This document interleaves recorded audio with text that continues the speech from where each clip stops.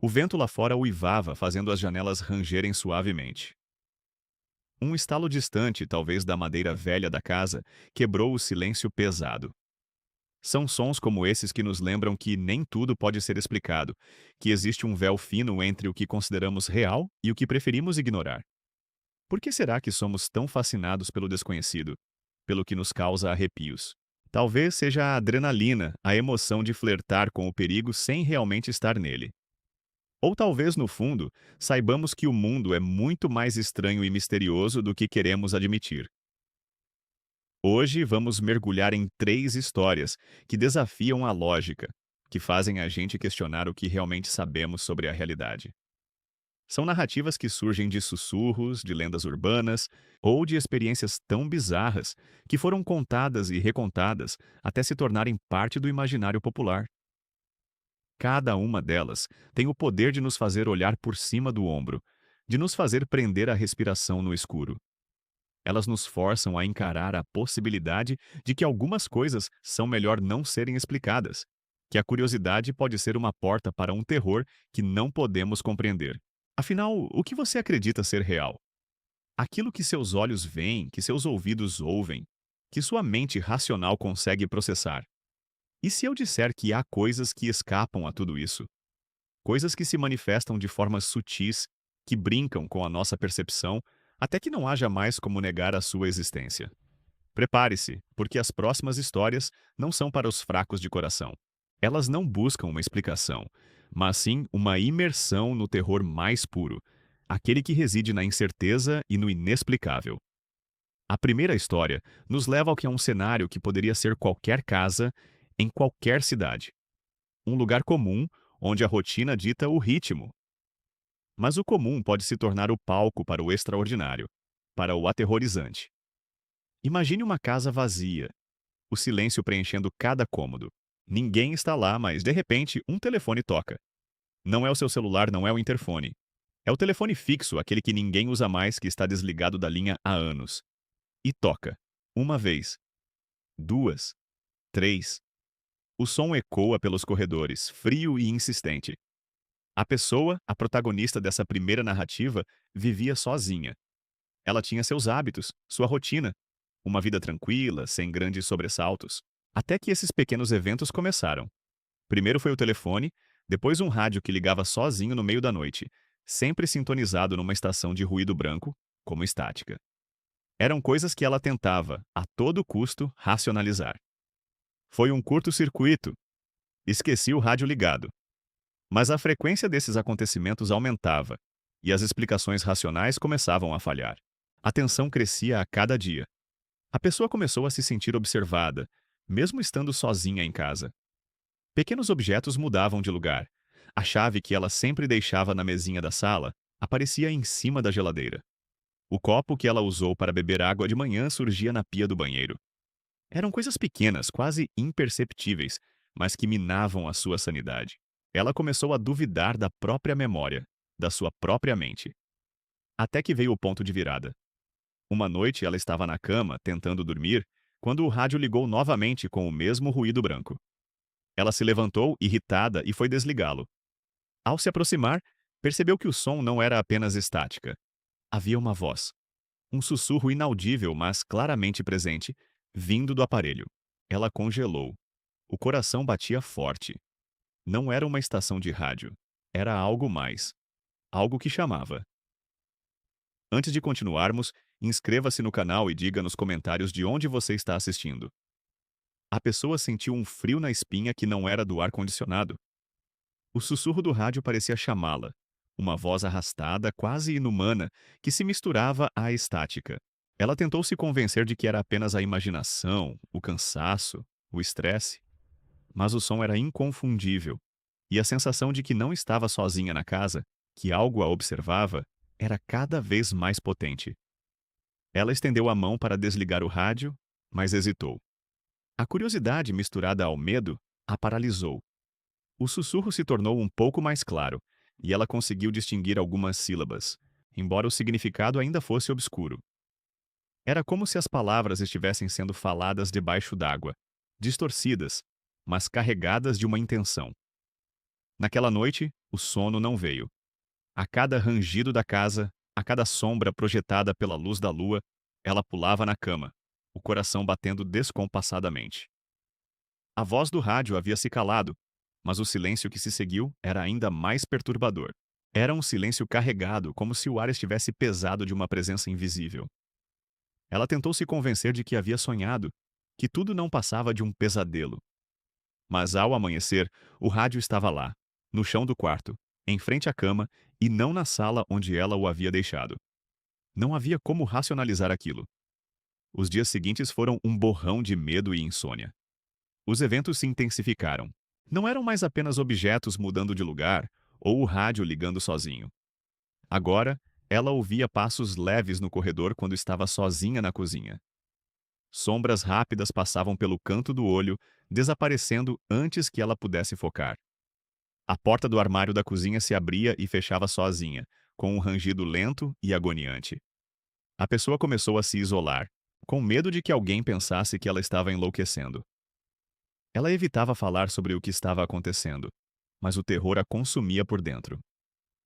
Uma tarde, ao voltar para casa, ela sentiu um cheiro doce e enjoativo, como flores murchas. O cheiro vinha do quarto dela. Ao entrar, viu que todas as suas roupas haviam sido retiradas do armário e espalhadas pelo chão, formando uma espécie de círculo.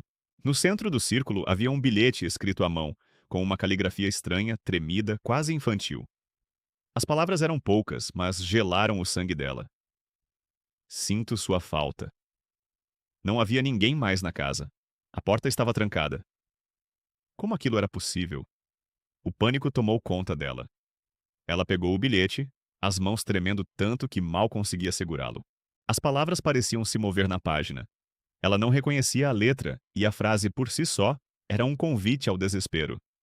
De quem? Por quê?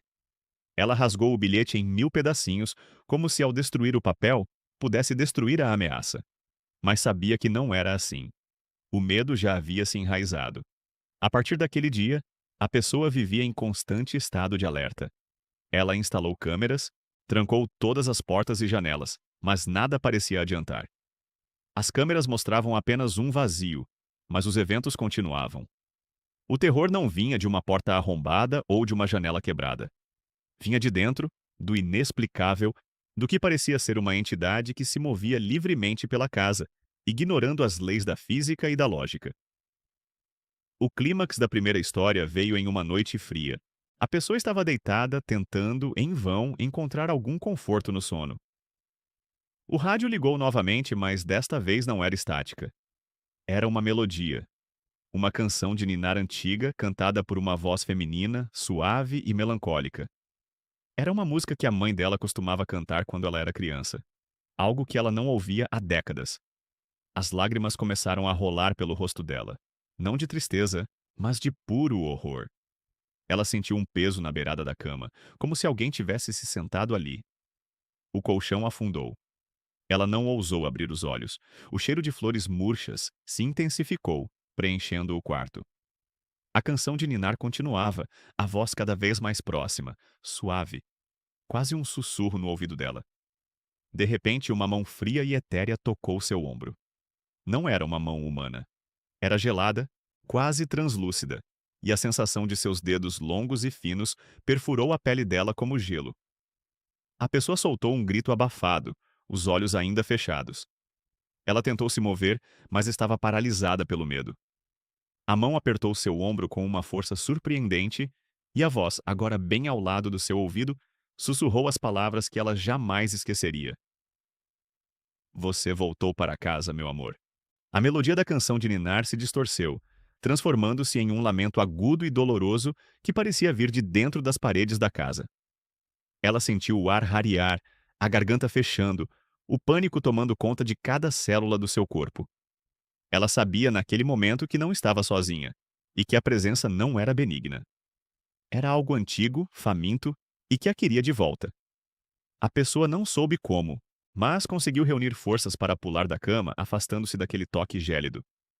Ela correu para fora do quarto, tropeçando na própria escuridão, com o lamento agudo da canção de ninar ecoando em seus ouvidos. Desceu as escadas em disparada, sem olhar para trás, aterrorizada demais para sequer pensar em pegar qualquer coisa. A única coisa que importava era sair, escapar daquela casa que, de uma hora para outra, se tornara uma prisão de horrores. As portas da frente pareciam estar a quilômetros de distância, e cada passo era uma eternidade de agonia e pavor. Ela abriu a porta com um puxão desesperado e correu para a rua, sem rumo, sem destino. Não havia carro, não havia vizinhos acordados, apenas o silêncio da madrugada e o som da própria respiração ofegante. Ela não parou até que seus pulmões ardessem e suas pernas fraquejassem, caindo de joelhos na calçada fria, a algumas quadras de sua casa. O medo era palpável, um nó na garganta que impedia qualquer grito. Não havia lágrimas, apenas um vazio profundo e um choque que a impedia de processar o que acabara de acontecer. A casa, que antes representava segurança e conforto, agora era um portal para o inexplicável, um lugar onde a linha entre o real e o sobrenatural havia sido irremediavelmente apagada. Nos dias que se seguiram, a pessoa não conseguiu voltar para casa.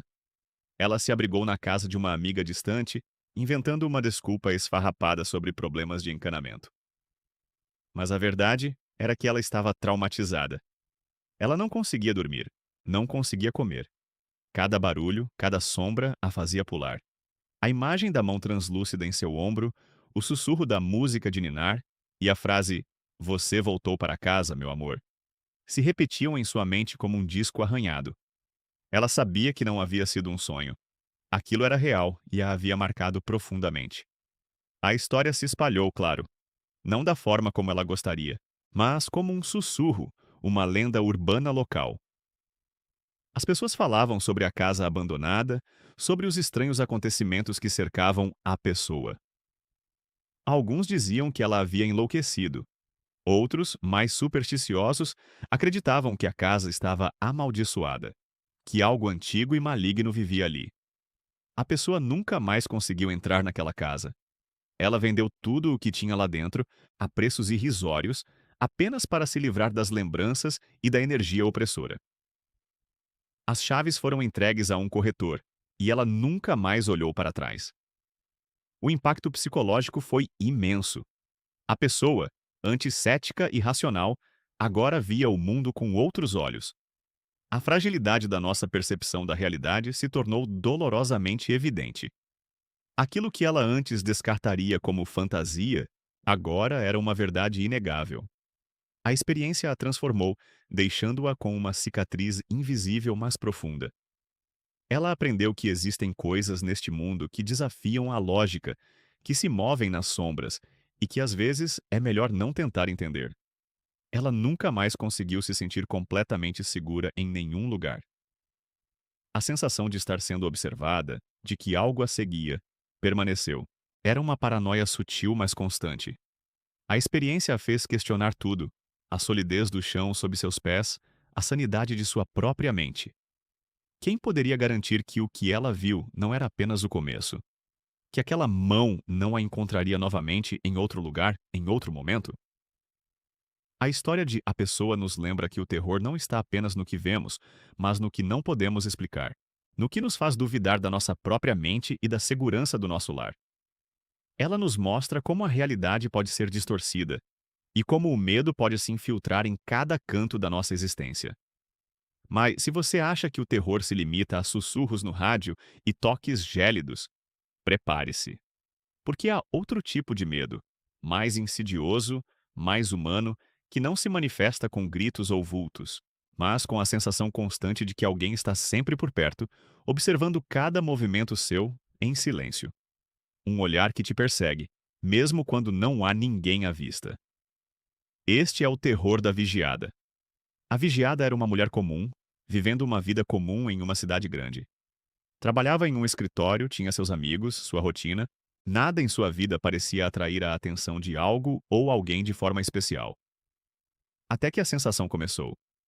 Primeiro era apenas um incômodo sutil, uma impressão de que os olhos de alguém estavam fixos nela, mesmo em ambientes cheios de gente. Ela tentava ignorar, atribuindo à exaustão ou ao estresse do dia a dia.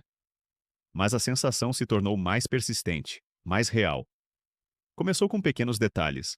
Objetos que ela tinha certeza de ter deixado em um lugar apareciam em outro. Sua caneca de café favorita, que ela sempre deixava na pia, surgia limpa e guardada no armário. A porta da sacada, que ela jurava ter trancado antes de sair, estava destrancada ao retornar. Eram coisas pequenas, facilmente descartáveis, como esquecimento ou distração. Ela chegou a duvidar da própria memória. A paranoia foi crescendo. Ela se pegava olhando por cima do ombro na rua, verificando as janelas antes de dormir, sentindo um arrepio na nuca mesmo quando estava sozinha em casa. As cortinas do apartamento permaneciam fechadas durante o dia, e ela evitava as janelas, como se o simples ato de olhar para fora pudesse convidar a presença que a assombrava. O medo não era de ser atacada, mas de ser vista, de ter sua privacidade invadida por uma entidade invisível. As mensagens estranhas começaram a aparecer. Notas anônimas deixadas em sua caixa de correio, sem remetente, sem assinatura. Eram frases curtas, às vezes elogiosas, às vezes perturbadoras. Adoro o seu vestido azul. Ou você fica linda quando sorri. Nada explicitamente ameaçador, mas o conhecimento de que alguém a observava de tão perto a ponto de notar esses detalhes enchia-a de pavor. Ela mudou as fechaduras do apartamento, instalou câmeras de segurança discretas, mas nada revelava a origem das notas ou da sensação constante de vigilância. As câmeras mostravam apenas o vazio dos corredores e da escadaria. O ponto de virada veio em um dia frio de outono. A vigiada estava em um parque, sentada em um banco, lendo um livro. Era um dos poucos momentos em que ela se permitia relaxar um pouco. Ela sentiu o familiar arrepio, a sensação de olhos nela. Ignorou, tentando se concentrar na leitura. Quando chegou em casa, abriu sua bolsa para pegar as chaves e encontrou algo que não pertencia a ela. Era uma fotografia. Uma foto dela mesma, tirada naquele exato momento no parque lendo o livro. A imagem era nítida de perto, como se o fotógrafo estivesse a poucos metros de distância. O rosto dela na foto estava relaxado, alheio, completamente inconsciente de que estava sendo capturada. O terror gelou suas veias. Aquilo não era paranoia. Aquilo era real. Alguém estava a seguindo, a fotografando, a invadindo de uma forma que ela nunca imaginou ser possível. A foto era a prova inegável, a materialização de seu pior pesadelo. Ela não sabia como a foto tinha ido parar em sua bolsa, mas a implicação era clara.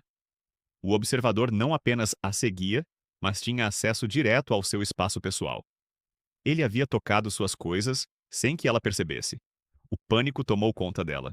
Ela jogou a foto no chão, sentindo nojo e repulsa. A partir daquele dia, a vida da vigiada se transformou em um inferno de medo constante. Ela não conseguia mais ir a lugar nenhum sem sentir a presença. O medo não era apenas de ser observada, mas de ser tocada, de ser invadida em seu espaço mais íntimo. A cada passo ela sentia que o observador estava ali, a poucos metros, um fantasma silencioso e persistente. A vigiada tentou mudar sua rotina, seus caminhos, até mesmo sua aparência. Nada adiantou. As notas e os pequenos sinais continuavam.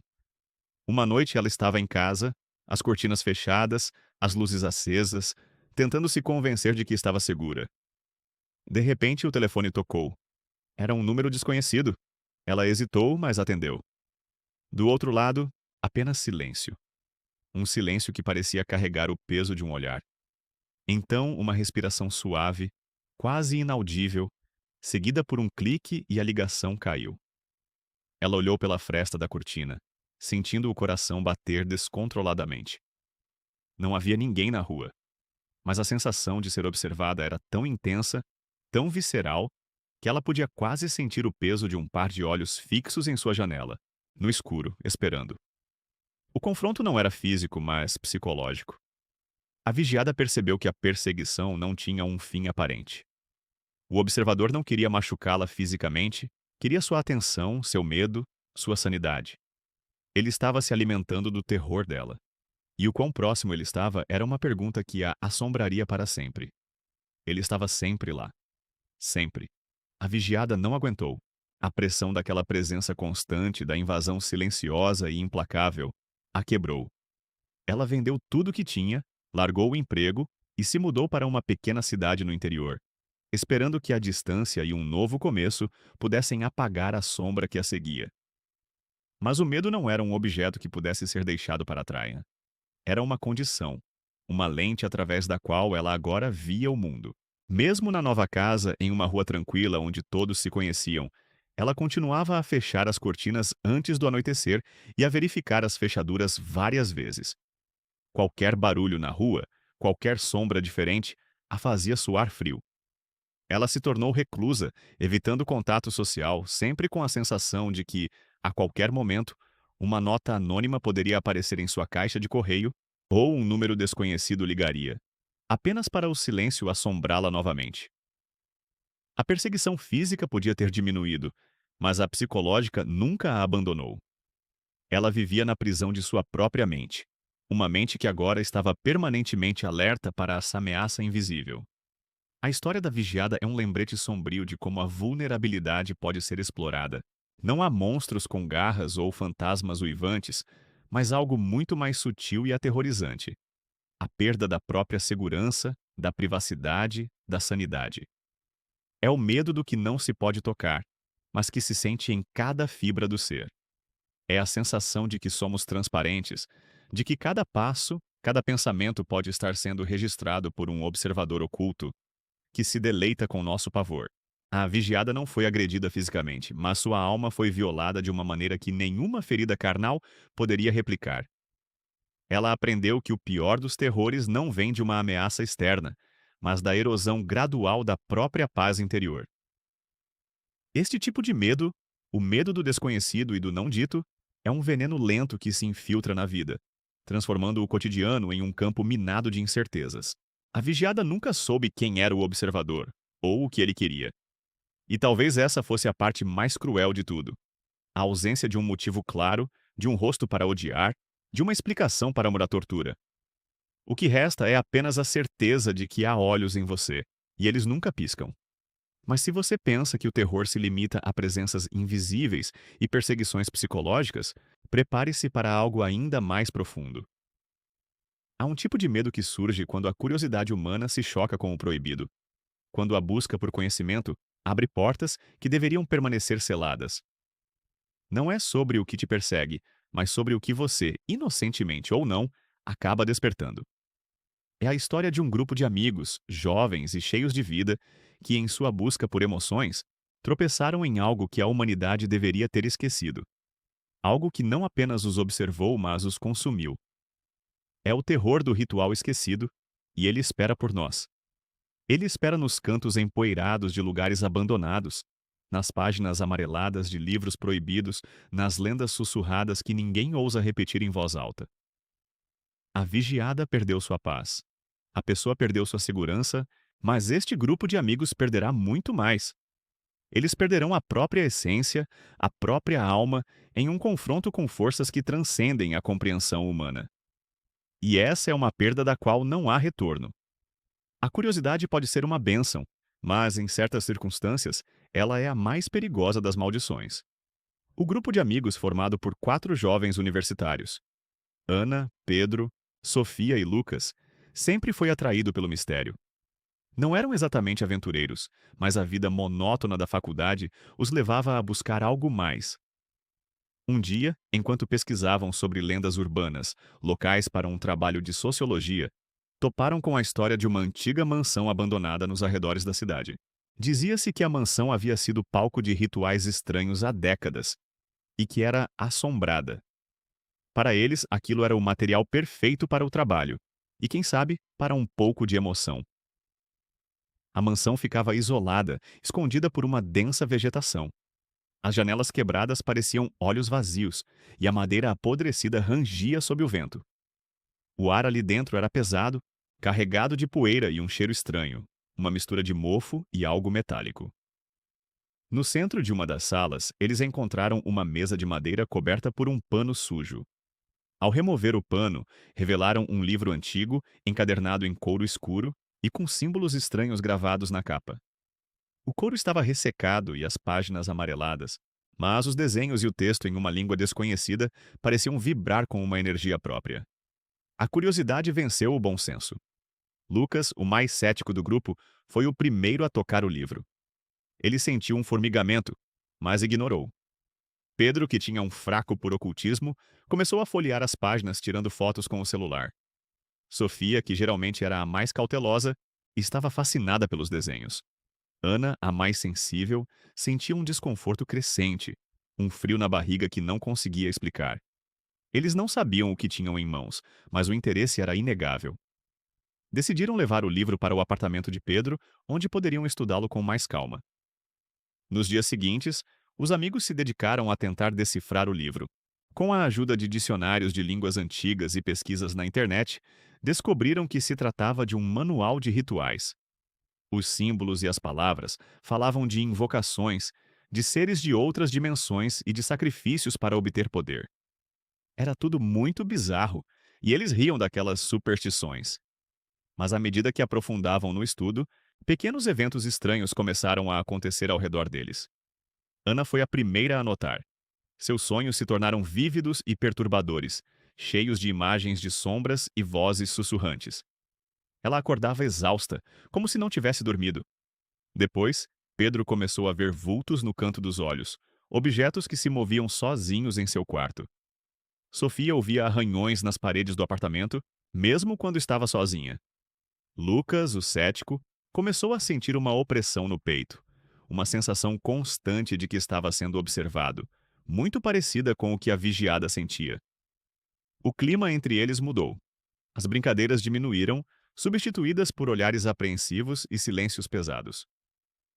A ameaça se tornou mais clara quando, durante uma sessão de estudo noturna, as luzes do apartamento de Pedro piscaram violentamente. O livro que estava aberto na mesa começou a vibrar. As páginas se viraram sozinhas, parando em uma ilustração particularmente grotesca de uma criatura sem forma definida, com múltiplos olhos e membros retorcidos. Um som baixo, um gemido gutural, ecoou pela sala, mas não vinha de nenhum deles.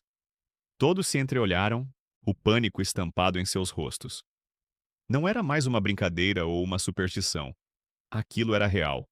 A revelação foi chocante. O ritual não era apenas uma série de palavras e símbolos, era uma ponte. E eles haviam começado a atravessá-la ao tocar o livro, ao tentar decifrá-lo.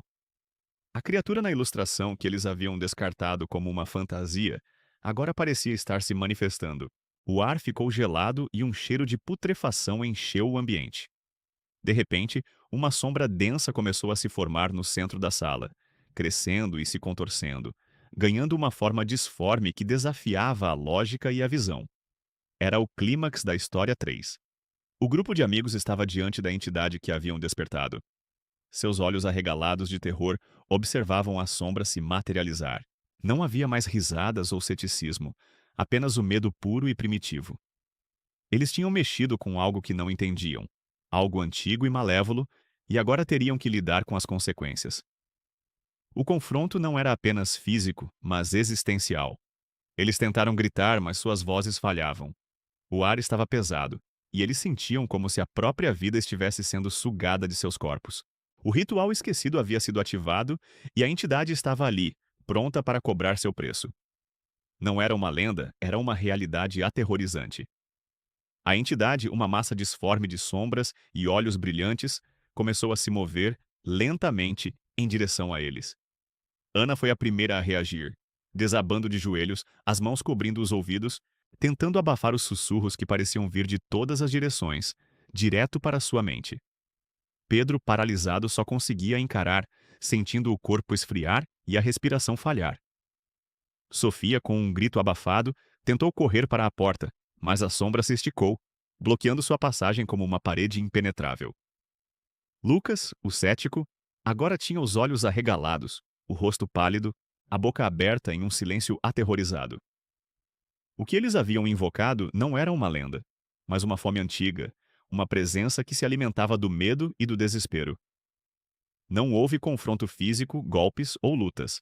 A batalha era na mente, na alma. A entidade não queria machucar seus corpos, mas sim consumir suas essências, suas memórias, suas identidades.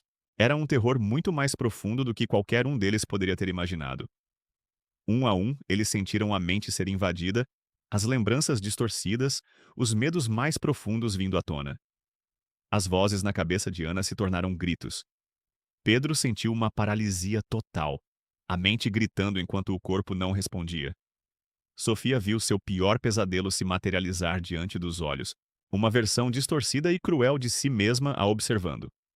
Lucas, o mais forte, o que resistiu por mais tempo, sentiu sua própria sanidade se esvair, os pensamentos se desfazendo em um caos incompreensível. Quando o sol nasceu, o apartamento estava em silêncio. A sombra havia desaparecido. O livro estava fechado sobre a mesa, como se nada tivesse acontecido.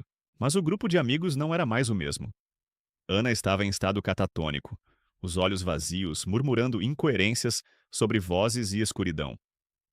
Pedro estava em choque, incapaz de falar, apenas balançando a cabeça em um ritmo constante e perturbador. Sofia chorava baixinho no canto da sala, abraçando os joelhos, repetindo que não era ela, não era ela. Lucas, embora fisicamente intacto, estava irreconhecível.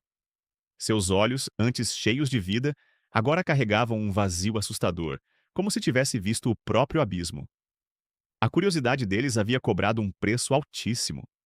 Eles não morreram fisicamente, mas suas mentes, suas almas, foram irremediavelmente quebradas. A maldição não era a morte, mas a loucura permanente, a perda de si mesmos. As três histórias que compartilhamos hoje são apenas um vislumbre do que espreita nas sombras, dos mistérios que desafiam nossa compreensão. A pessoa, a vigiada e o grupo de amigos, cada um à sua maneira, tropeçou em algo que não deveria ser perturbado. Acreditamos que entendemos o mundo, que a ciência e a razão podem explicar tudo. Mas e se houver algo mais? Algo que vive nas frestas da realidade, esperando apenas uma fenda, um convite para se manifestar? O chamado da meia-noite nos lembra que nem mesmo a segurança de nosso lar está garantida. O olhar do desconhecido nos faz questionar até onde vai nossa privacidade e quem realmente nos observa. E o ritual esquecido nos alerta sobre os perigos da curiosidade desmedida, sobre as portas que abrimos sem saber o que há do outro lado. Essas são histórias que nos fazem questionar o que é real, o que é imaginação e o que é melhor deixar intocado. Será que você, que ouve estas palavras agora, já sentiu um arrepio inexplicável? Já ouviu um som que não deveria estar ali? Viu uma sombra que desapareceu rápido demais? Qual dessas histórias te deixou mais inquieto? Você tem sua própria experiência de arrepiar para compartilhar? Diga-nos nos comentários. Sua história pode ser a próxima a ser contada. Se você gostou de mergulhar nesses mistérios, deixe seu like, inscreva-se no canal para não perder as próximas explorações do desconhecido e compartilhe este vídeo com alguém que também adora uma boa história de terror. E lembre-se, às vezes, o maior medo não está no que vemos, mas no que não podemos explicar. As portas estão abertas. Você ousa olhar para dentro? O mundo é vasto e algumas sombras nunca se dissipam,